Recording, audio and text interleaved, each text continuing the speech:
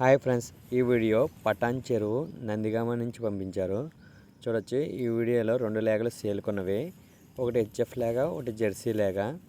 HF లేగ వయసు వచ్చేసి సంవత్సరంన్నర ఉంటుందంట. జెర్సీ లేగ వయసు వచ్చేసి సంవత్సరం పైన ఉంటుందని చెప్తున్నారు.